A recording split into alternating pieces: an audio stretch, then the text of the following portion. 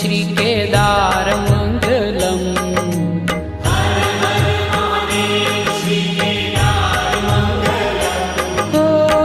त्रिपुरहार त्रिलोकी आधार मंगलम।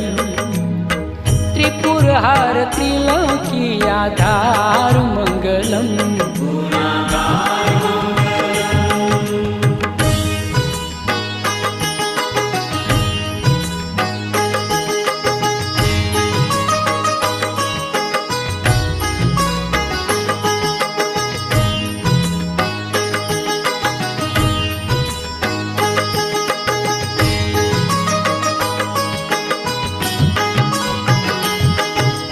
कोशमेश्वर देवादिदेव मंगलम।